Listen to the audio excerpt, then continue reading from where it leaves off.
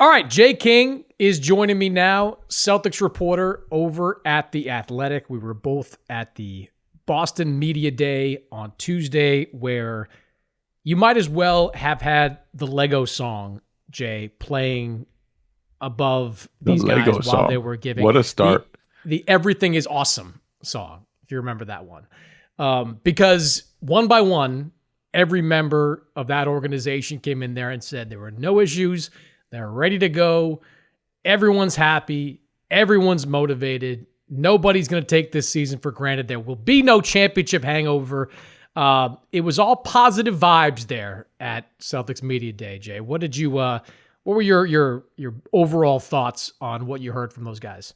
Yeah, and one of the biggest things that was positive was Kristaps Porzingis' recovery, where Brad Stevens kind of had the unusual step of, most of the time when a guy's injured, the organization will downplay how quickly he's going to come back, downplay how things are going, just to kind of keep the expectations low. Brad came out and said they were very, very pleased with how everything's going, and to the point they're maybe a little surprised is the way Stevens put it by how Kristaps Porzingis is recovering from off-season ankle surgery. So, yeah, everything seems great, and obviously it's going to the first day of training camp when you're coming back after winning a title in a season where basically nothing went wrong. That was the smoothest season by far I've ever covered, both in the locker room, on the court, everything. They were never really challenged, including in the playoffs. And so, it's no surprise that everything's optimistic, but it definitely was all roses the first day. Yeah, and when it comes to the roster, it was as smooth an offseason as you could have hoped for. Now, we'll get into the ownership situation, how that might affect this team both this year and moving forward. But the Celtics got all their business taken care of early. They got the Tatum extension done. They got the Derek White extension done. They got the Sam Hauser extension done. So really, you look at it, their top 8-9 guys from last year are all locked in, from Tatum and Brown to Hauser and Xavier Tillman. It could not have gone more seamless, which is something that in today's new NBA is not ordinary. Because even take a team like Denver, from a couple of years ago, they win the championship and they immediately lose Bruce Brown and Jeff Green, who are not starters on that team, but they're key rotation players who I thought Denver missed last season, especially in the playoffs. The Celtics did not have to deal with any of that. This is the first time in a long time where this team, to your point, has not had to deal with any kind of off-season drama, whether it's, from the high end of the scale, the Ime Udoka situation that caused them to lose their coach a couple of days before training camp start, to, the usual round of Jaylen Brown trade rumors. Everyone seems like they're pretty happy in their current situation.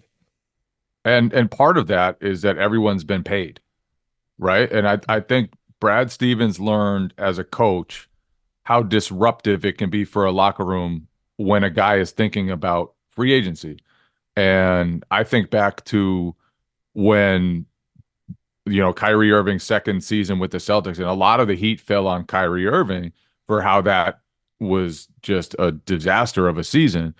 But part of it, too, was that Terry Rozier was heading into free agency, the final year of his contract, and he had to step into a smaller role, and he was worried about his money, and people were telling him to be worried about his money. And, that caused a distraction for him, that caused a distraction for the team, and that was just a headache for the Celtics to deal with. So Brad's philosophy ever since he took over as GM was just extend everybody.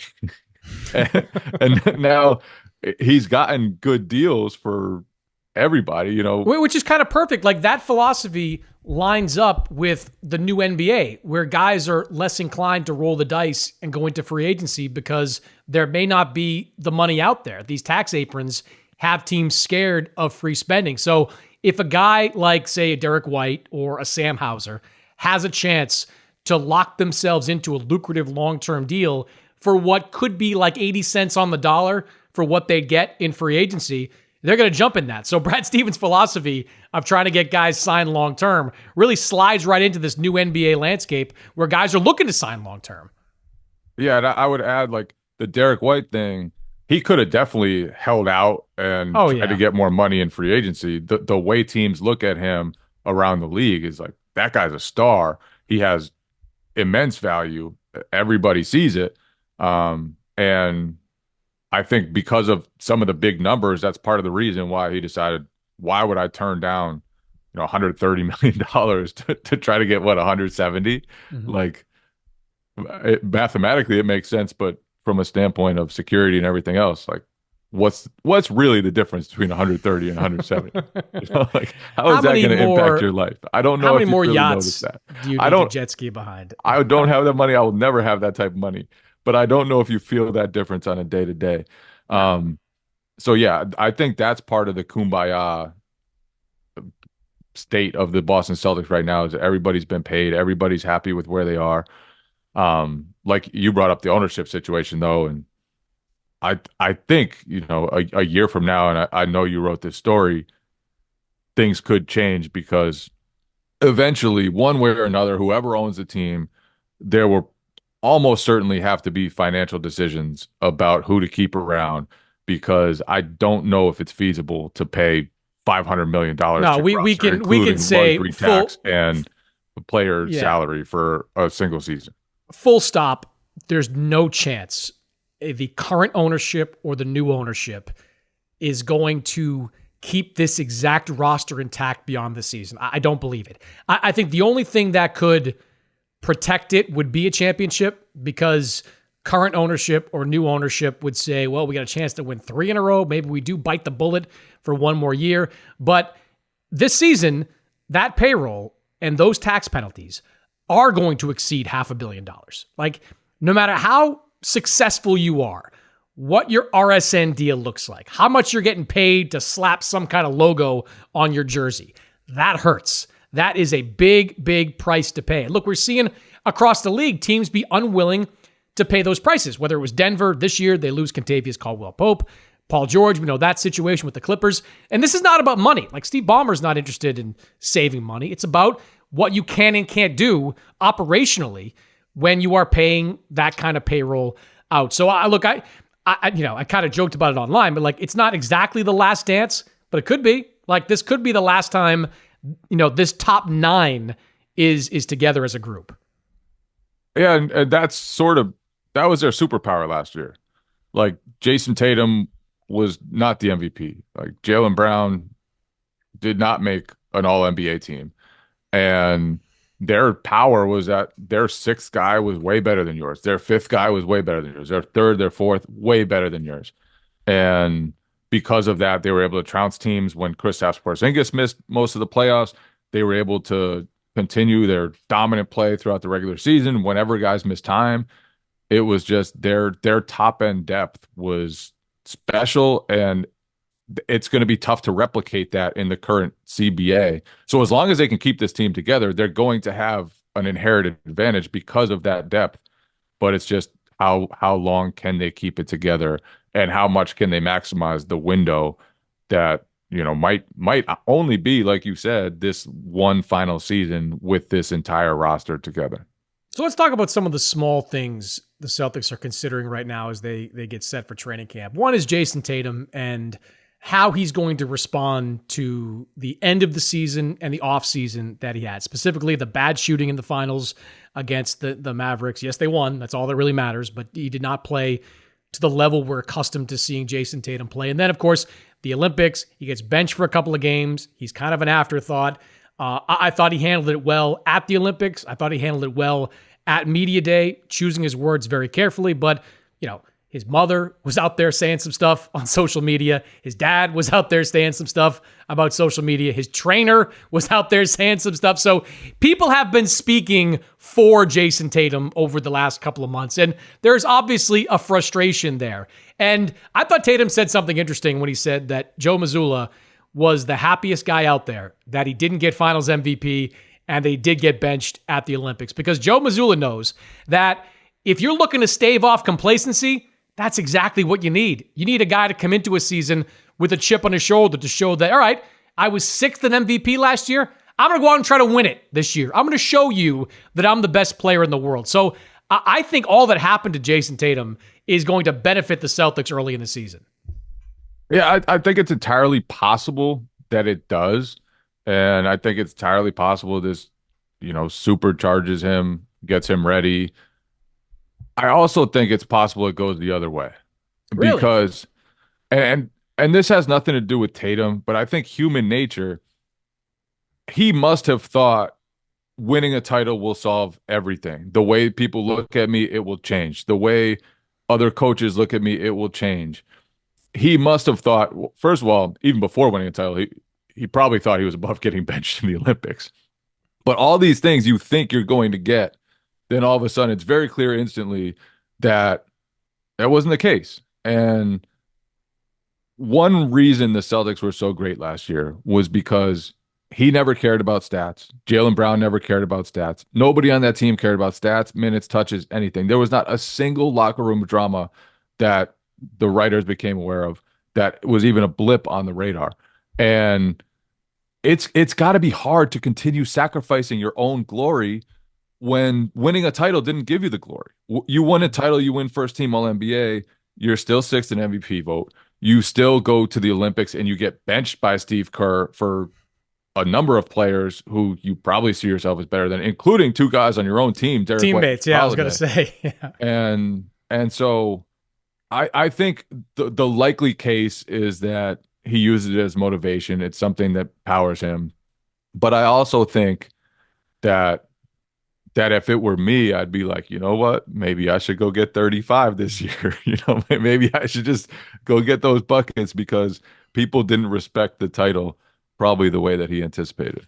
And he's not immune to that. It happened more in his younger years. I mean, he's still a young guy, but 2 or 3 years ago. I mean, you covered this firsthand, but I remember Celtics coaches back then often telling me that like January was a tough month because there would be a lot of work done to try to get to the All-Star game, by Jayson Tatum and by Jaylen Brown. You could look back at some of those shooting numbers and some of those nights that both those guys had when they try to will their way onto All-Star teams. I think it's a good point that, on one hand, you can see Tatum kind of using that as a positive, but maybe we do see early in the season some of those 10 for 28 type shooting nights when he does try to get the scoring title this year. And he does try to will himself to the MVP. And I don't think that's going to happen. I think he's past that. I think now it's really about titles. And I think if he piles up enough of those, all the critics will go away. Like you won't hear anything. But one didn't do it. One didn't do it for Steve Kerr. One didn't do it for the Olympic team. So definitely was an interesting summer with the Olympics with him and Jaylen too. Yeah. And, Tatum said this to me over the summer, and I think I heard him reiterate it on Media Day, that he is now chasing Celtics greats, right? Like, some Celtics greats, like Pearson Garnett, won one championship. Most of them won 2, won 3, won 4. He referenced Larry Bird on Media Day in one of his interviews. So he's obviously got that on his mind to become a winning player, to win 2 or 3 championships and cement himself amongst the greats that way. But I do think it's going to be interesting to see how it all plays out. He did say he made some mechanical changes. I was talking to his trainer for a little bit after Media Day about some of the things they're trying to do. We'll see if that matters or if he was just having, bad scoring nights. Just sometimes the ball doesn't go in, for stretches. We'll see if that actually makes a difference. But he's the guy that I'm most interested in watching early on. And of course, Porzingis, it's great to hear that Porzingis is ahead of schedule. It was always kind of, when the initial surgery was announced, they said about 6 months. They had him around Christmas. It's great to hear him saying to ESPN, I'll be back in December. It's great to hear him saying to us, I'm running, I'm doing light contact. These are all enormous positives for the Celtics. I do think, though, that it's not going to be a quick start out of the gate for Boston, because no matter what they say about being ready to go, no championship hangover, not fatigued for the guys that played at the Olympics, history shows that's not always the case, right? History shows that there is a little bit of a hangover after the fact. So I could see this team getting off to a sluggish start when you've got to play Luke Cornett more minutes, when you got to play Xavier Tillman more minutes. They're obviously going to keep Al Horford on a very scaled back schedule. I mean, Al Horford sounds like he wants to play till he's 50, but you're going to try to keep him to like 55, 60 games per year. And when you do that without Porzingis, Jay, you're going to lose some games. And I do think there are teams around them, particularly the Knicks, who I think are going to have a great regular season.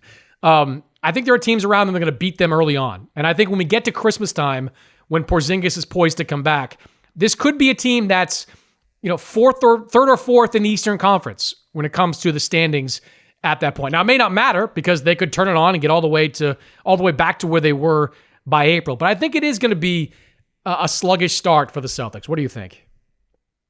We'll see. Last year, when Porzingis was not in the lineup, they had a net rating of something like 11, which was just they absolutely obliterated teams, whether he was in there, whether he wasn't.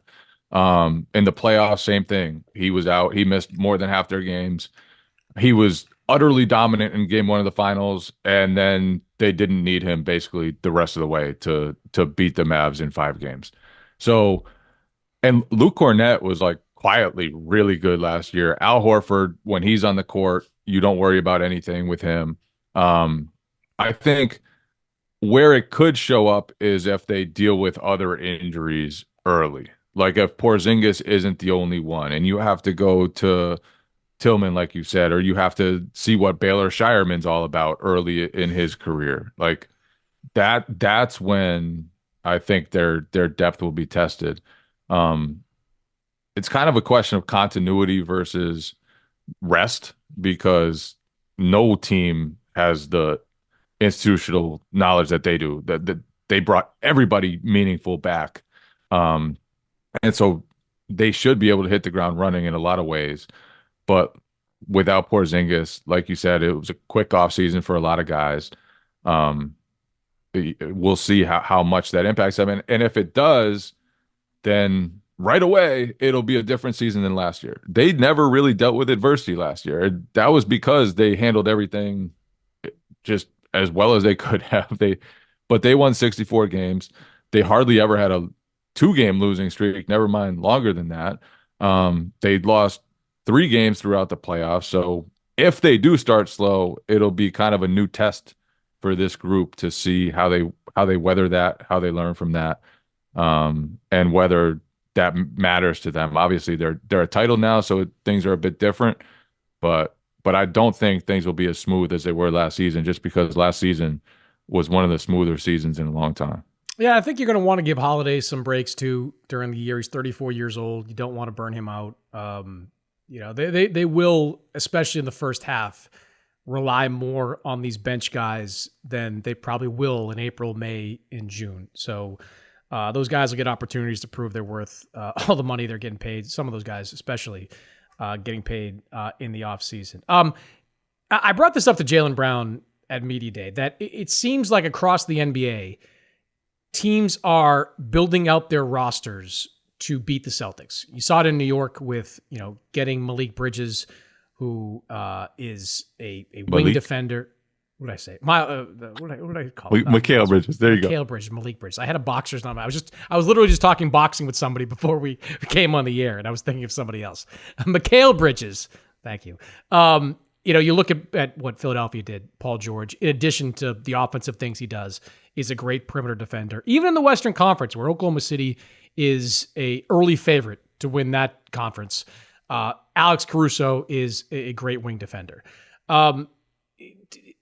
Keeping it to the East, I guess. Like, did any of these teams make moves that you think makes them a greater threat to the Celtics in the postseason?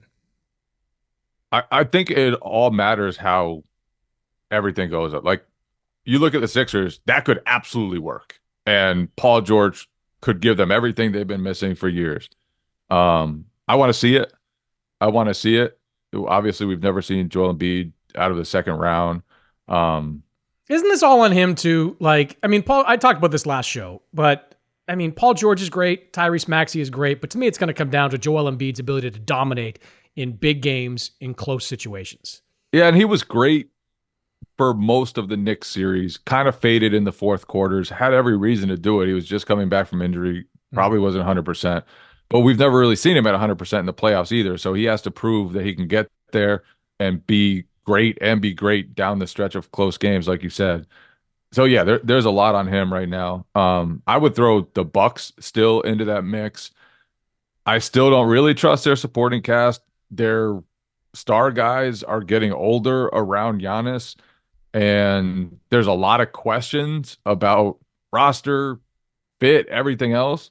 But when you have Dame and Giannis and they get another year, Doc Rivers has been there for a little while, gets to establish himself and his system and everything else. I think they just have a chance. I mean, I've seen Giannis obviously in playoff series. I've covered him in playoff series where like he's terrifying for teams to go against because he does it every single play. He's coming at you. So I'll never discount the Bucks.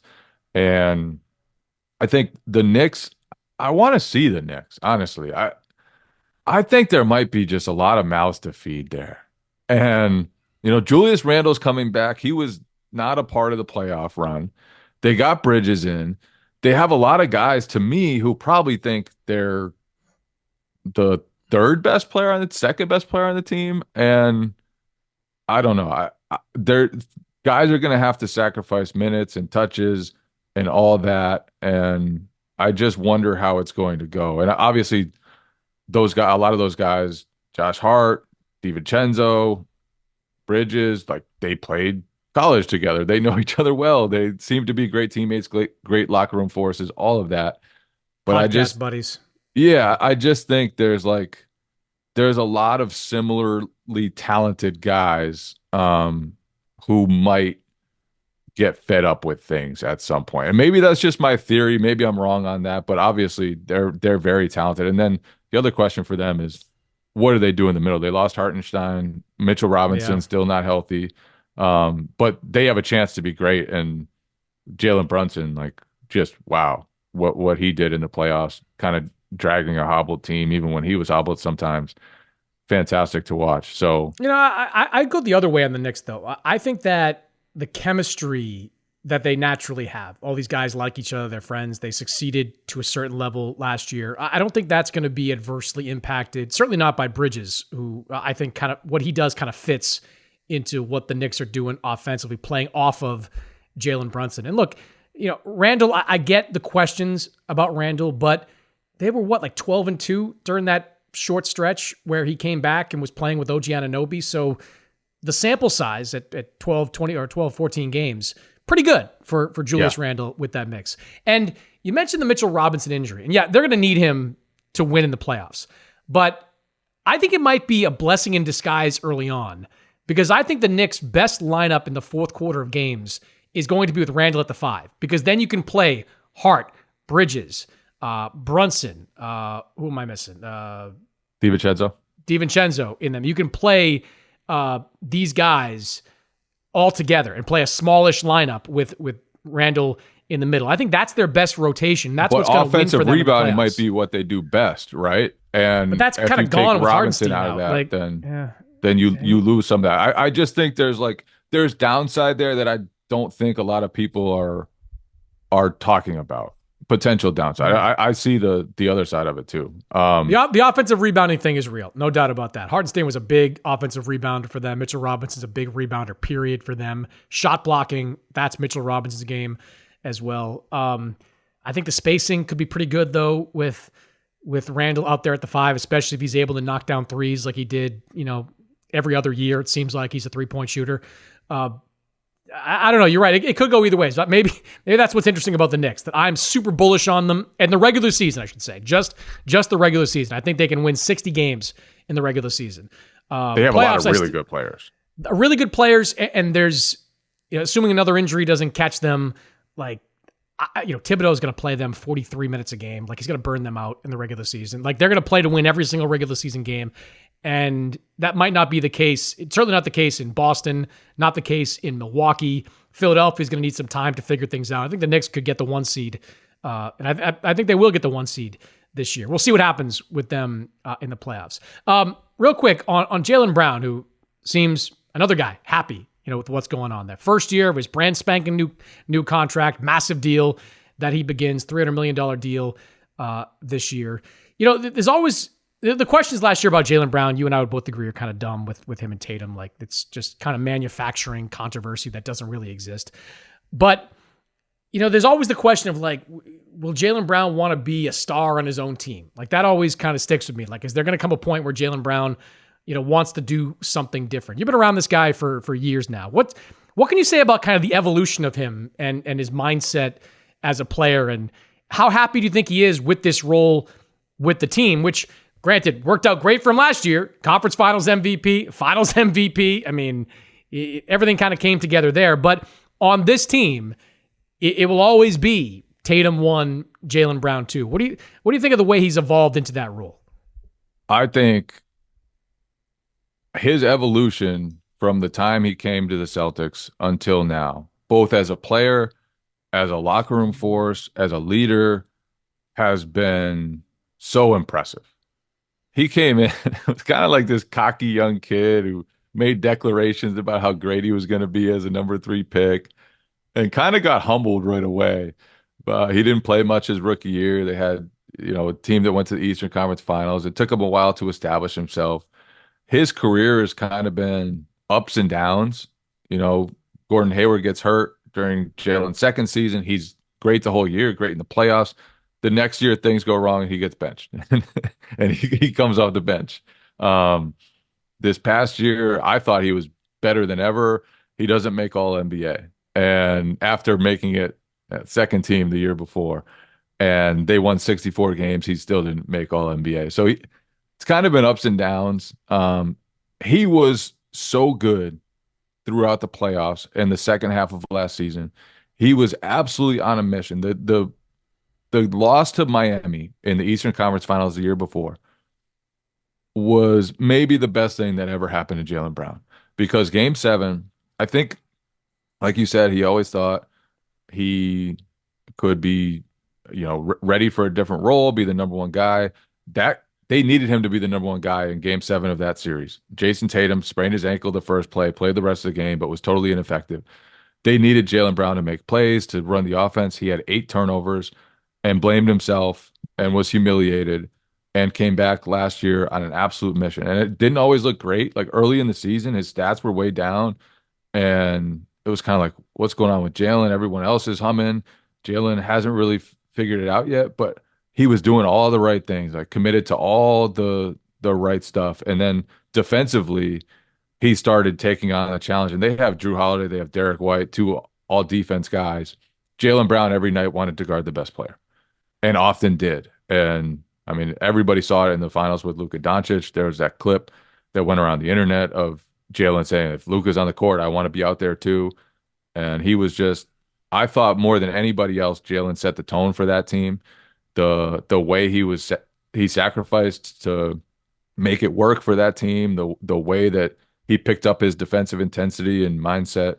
I just thought he was grown up, like he was mature. And to your question about kind of how he feels about the way things are, I think at one point of his career it probably bothered him that he wasn't always seen as the go-to guy, that there were all these questions about him. I think now he doesn't care. I think he genuinely doesn't care, and I think that's part of what makes him so good. Like, he notices that he doesn't make All NBA. It pissed him off, but it won't affect how he acts from day to day. It won't affect how he plays on the court, and that's the change. And when you asked me that, I thought back to whenever they win their 50th game, and they do it basically every season. They're like the anti-Washington Wizards.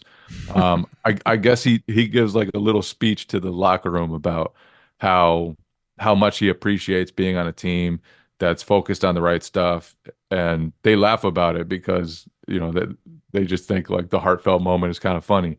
But I think he genuinely, like, it really, he loves being a part of what they're building, and now he's at a point, to me, where yes, he thinks he's capable of being a number 1, but the fact that he's not every night doesn't bother him anymore.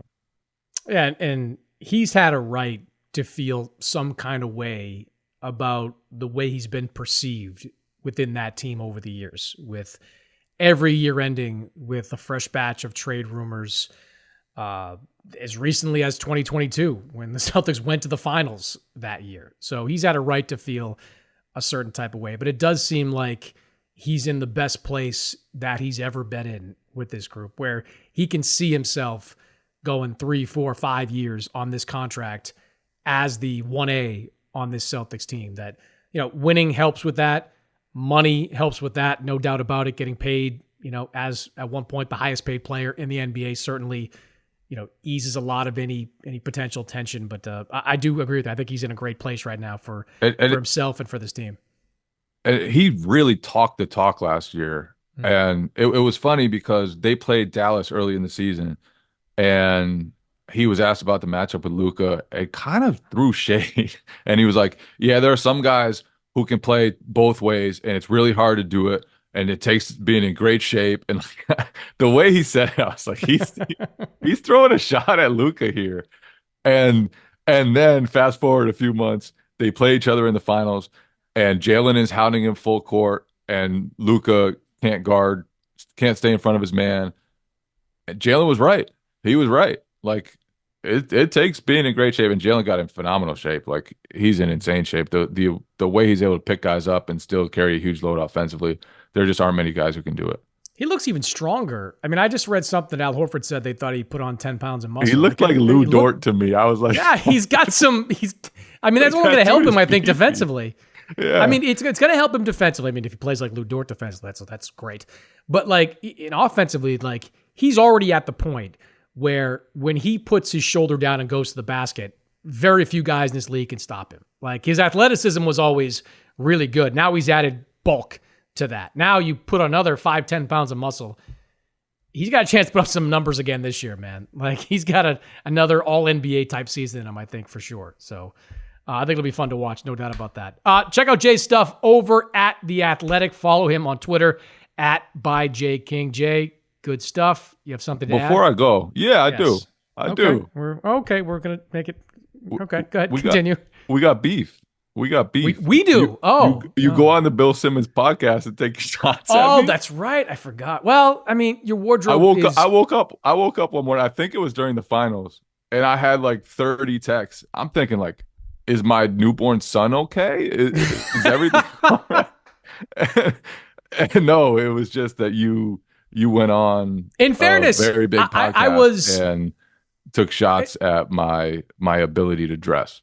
In fairness, I was kind of teed up on that. I didn't just bring it up out of nowhere. Bill said, I think something to the effect of, who's the guy you don't want to sit next to at a game? And I said, he asked who you do want to sit next to, I believe. Oh, did I? I don't know. One of the other. And you were like, well, you know who I really don't want to sit next to is that slob Jay.